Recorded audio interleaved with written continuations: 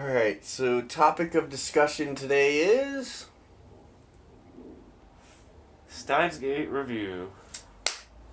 Okay. So where do we even start? Well, let's start with showing everyone what Steins Gate is. This is Steins Gate. Keep in mind, it's not a kid's show, so don't try to get your kid to watch it. And Oh, try to fuck figure no, it unless out. you want your kid to, rethink his life for the next 30 years. I mean, I guess you could do that. But, Steins Gate. Well, let's go on to the subject. What is Steins Gate? Or should we wait? I mean, Steins Gate's just a show about time travel, basically. That is the basic of the basic. That's the basic of the basic here. But it's more about the relationship with the characters that the main character has, due to the fact that he has the only ability to remember stuff from past timelines. So what makes that significant? A lot of shit. I mean, it's only like a 27 episode show. 25. 25, but more happens in those 25 episodes than the whole series of like Dragon Ball Z. And that's like hilarious. And this is one of the biggest, probably, or maybe the biggest Dragon Ball Z fan out there. And I convinced him to watch this, and I say, we're all in a different world line right now. So, the basic concept of the series is like a string theory type time travel. More like closer to the lines of like Doctor Who. There's multiple versions of him traveling through, time. But more so that he's just a regular guy like you or me who has to deal with the fact that he can time travel. And the effects he can have because he can actually see these effects taking place. And I think that has more of an impact on the show more than anything else in the entire series. Is the way that he sees the changes happening around him. I think that, along with the fact that there's nothing that he can do about the changes for the most part, unless he goes undoes back what he and did. undoes everything. Yeah, that really gives an impact on your feelings for the characters. And the show starts off pretty slow, but that's necessary for you to gather the relationship that you need for the characters and to care about them as much as you do at the end. And not only that, is that we have an underlining government conspiracy going on too, along with everything that's happening in the show. Basically, the whole show is about CERN being the technologically dominant company of the world. It's like what's it called? That big tech company. It only has like 2 letters in its name. IE, EI, EG? IBM. IBM. That's what it is. It's like IBM. But CERN is a real company in life, in real life. Oh, really? Actually, a lot of the events that take place in Steins Gate Are real? are based off of true events. Like John Teeter is a real guy who claims to have come back in time. See, I never did research on what the story was based off of. I always thought it was a work of fiction. And now I'm hearing that this might be real. And as soon as they introduced the IBM 5100, I thought, well, that sounds a lot like IBM, and if you look at the logos, they're the same, all except with an N instead of an M. But IBM is a really big tech company, and even their smaller projects are huge, is what I'm trying to get at here. And with the fact that they're related to CERN mm-hmm.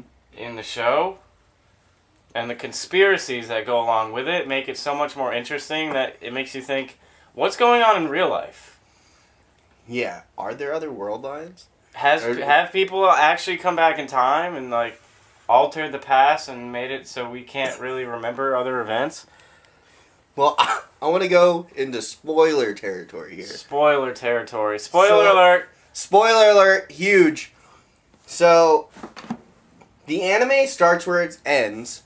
I didn't tell Doobie this. He was He was in the dark about that the whole time. But wait, you didn't exactly know I completely until we went back and No, watched I the knew first the episode. second well, yeah. But I also pretty much knew that that's where the story was going to go back to. I knew he goes back to that day. I watched the whole series before you. But the whole time, there's, like, another Okabe running around, like, trying to make... Wait. Let's explain how this happened. So, the show starts where the show ends. And that's because of a D-mail that is sent. And what a D-mail is basically just a text message that you can either send to yourself or someone else, and as long as it's hooked up to the microwave in their house... The time machine's a microwave. Okabe proved it. Okabe proves it. It even says so on the back. Right here. I'm sure you can read it. But anyways, that text message either has the chance to change the past or do nothing. Yes, and that's probably the biggest thing in the whole show is that it has a butterfly effect, but it has to be a significant change. You know, if like someone fucks up when reading your text message too, that also has a big effect on the timeline. It's like I want to get into this real quick. A little theorizing here. It's like he can send a text back in time anywhere, right? So what if someone like Daru or someone Bayuri, one of these other characters that never really sent a text back in time, what if they had done it without Okabe knowing? And like Okabe has this. What happens is when he has this thing that he likes to call reading Steiners, which is a thing that basically everyone in the world has, but they can't use it and see as clearly as he can of his past memories. But he also doesn't gain the memories of the current timeline. I wanted to point that out. Like, everything seems changed to him, and everyone seems it's a little weird that he doesn't remember. And I kind of see that as weird too. I get that he overrides his past memories and stuff, but it's like, why wouldn't he have colliding memories? Like, I don't know if you've ever read or saw the movie Flashpoint. No. Or the book. I never saw that.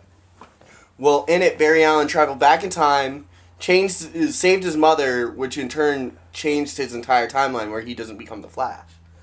Well, later on in the show, as he's like looking for Batman and all these other people that aren't really there anymore, he starts to realize that his memories he starts to get the memories of this timeline, but he starts to forget the old timeline.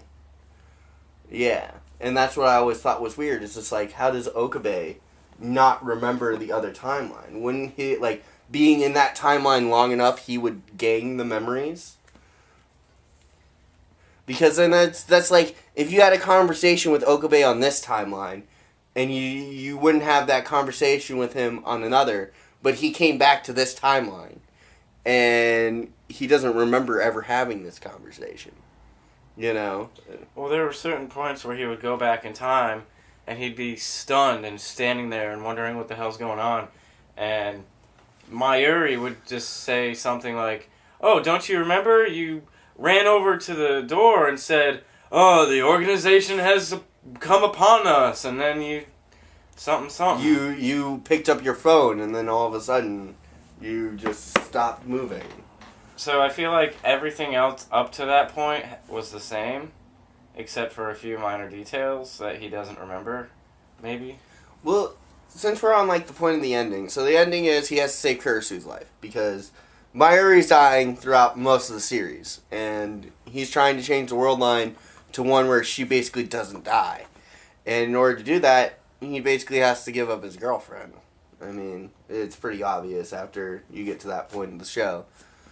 So basically, at the beginning of the show, he finds Kurisu dead, and he accidentally sends the D-mail to himself because Daru was using the microwave, and then he transfers to a world line that Kurisu isn't dead, but he doesn't realize that at first. At first, he thinks everything's, pretty much the same, all except he had a moment where he had a headache and there were no people for a second. It was pretty much just like a freak thing. But as time progresses, as you watch more of the show, that continues to happen and more things change, and then he realizes that he has to go back in time and prevent those changes. Yes, he has to stop his changes, which is at the expense of other people's emotions. And lives, possibly. And lives, actually, yeah. Let's go back to the fact, this isn't like Full Metal Alchemist where it's equivalent exchange. Like, multiple people have died just for the fact for Mayuri to live. Yeah. 2 people had to die in order for Mayuri to live in the originally, is what I'm getting at. It's like, you don't have Ferris's dad, and you don't have Kursei.